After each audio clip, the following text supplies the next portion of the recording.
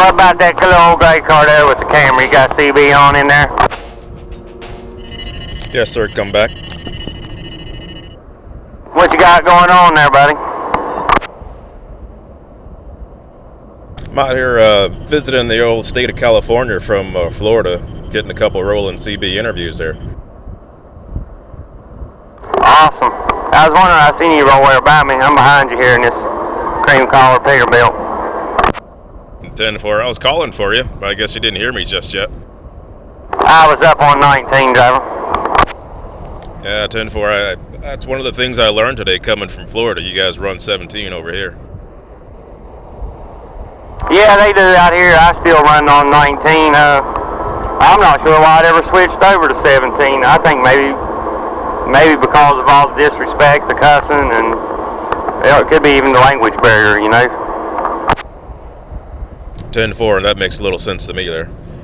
Are you heading up there to Willows for the Pride and Polish show? No, I'm headed to the exit before that. I live at the Orland exit. All right, 10-4. So I bet you see a lot of nice trucks, huh? Yes, sir. That's what I'm on the hunt for. Now, your truck caught my eye as you're going down the road there. Tell me what you do with it. Well, generally we just haul honeybees. We haul bees out of California, Washington, and over into, we'll take them over to Montana, North Dakota, South Dakota, and sometimes we'll run over to, we'll run a load down to Florida. 10-4, oddly enough, I know a family that raises bees there in Florida, and he was telling me about that culture, and that got my attention. So at some point in time, I says, I'd love to be able to do a video that talks about what it's like to haul bees. Yeah, it's not bad. I've just been doing it a few months, but it's not bad. I actually enjoy it when I'm not hauling. We're not doing the bees. When we have a break or so, we'll haul general freight, some pipe, just miscellaneous. There's plenty of people out there in the world that don't care for bees. Of course, they might like honey, but they don't want to mess with the stinging part. But you don't have a load on now. But tell us what it's like to haul bees. Well, you'll load either real early in the morning before daylight, or you'll load later in the day after daylight. You can't load them through the day. When it's hot, they get too angry, and they're too hard to load, too hard to mess with. And once you got the bees on your truck, it's you're committed. You're not stopping. You don't have to you fuel your truck before you load, because you got to keep moving. You want to be able to keep the bees cool. You don't want them to come out of their box. It will kill them if they come out. Then they can't get back in the hive. It's hot on them. When I'm hauling, I'm loaded with the bees. If I'm going to a mountain area somewhere and I see a nice shady spot that's got plenty of shade that I can get my whole truck under, or backside of a rest area, or a pull off, I'll pull off for 5 minutes or so. But really, 5 minutes is the limit. If it's over 60 degrees, you don't want to stop for no more than 5 minutes. With most freight, you're at the leisure to get where you need to go. You may have a schedule or an appointment time, but with this here, you're dealing with a living thing that you could pretty much kill, and that kind of sums up having a hot load. No pun intended, but it's cool to hear what goes into that. Yeah, it's truly time sensitive. You'll have to watch. You got to watch the Weather Channel to find out what the temperature is going to be. Like say the day they say, if I'm going to unload tonight, I want to see what the temperature is going to be around 6 o'clock. See if I come in. If not, I may have to slow my truck down to 55. It's 55 in California, but if I'm running through Montana and it's 75, or North Dakota 75, I may have to drop down to 55 mile an hour just to get there at, say, 8 o'clock at night. Or if I get there earlier, I'll just have to keep driving around. If I'm going to an area that's got the capability to hook up to water, we'll put soaker hoses on top of the box and strap them down as we load. And then if we get somewhere, if it's daylight hours, we can run water to them and keep the water on them. That'll help keep them cool and keep them in their box.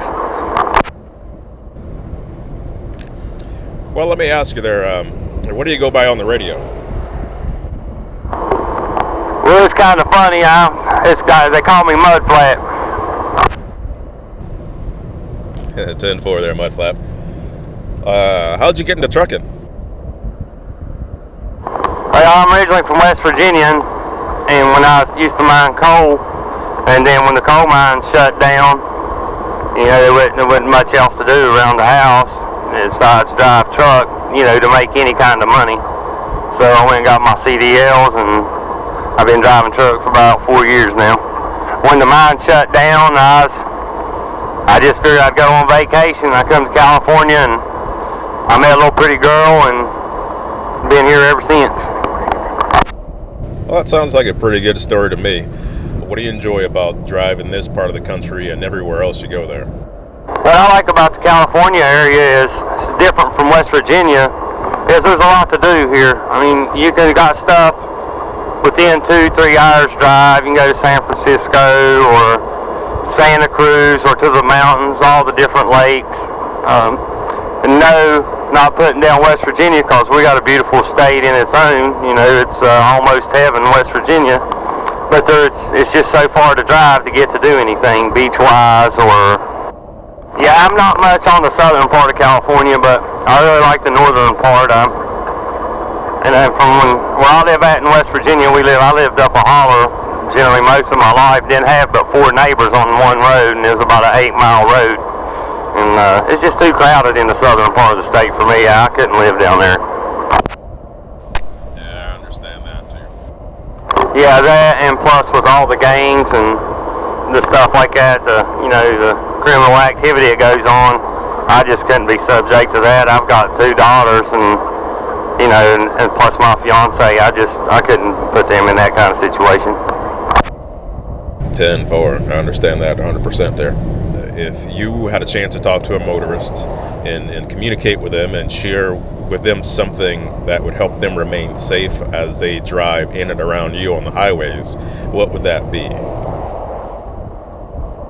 To not hang out at the back of my trailer.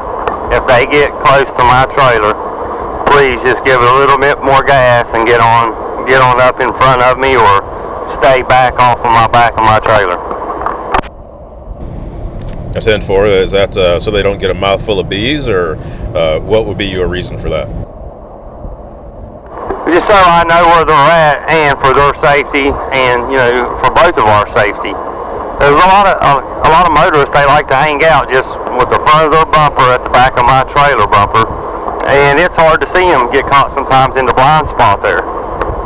Even when it's raining, these mirrors get saturated with water bubbles, and then it's almost impossible to see. It's just try to drive your car with a set of goggles on with water splashes on it. That's what it's kind of like to look for cars in your side mirrors when it's raining. That's a really good picture you painted there.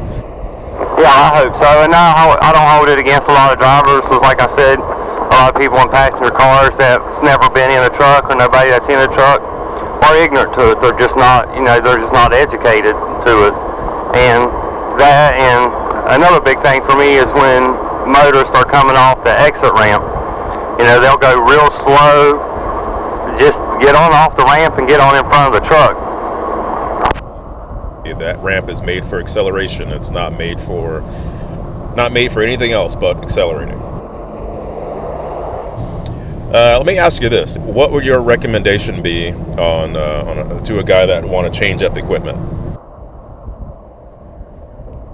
Just research, internet research. Look for a good company. Get on there and look for companies that's hauling flatbed, step deck, and look on the comments to see what kind of reviews they have.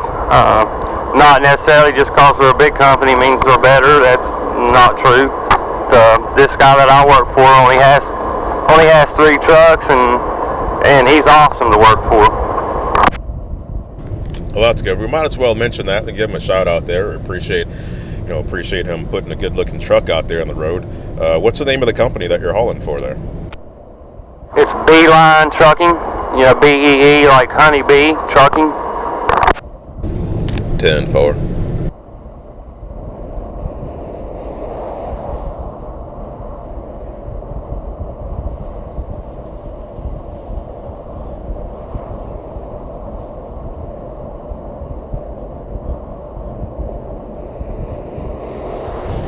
MudFlap, thanks for picking up the radio there. Of course, I was on channel 17 there, and you're on 19, but I'm glad you came back there and hollered at me. I appreciate being able to talk to you and learn about some of the things that you haul there. 10-4, no problem. I've enjoyed the conversation. And you have a safe trip, man. You got it.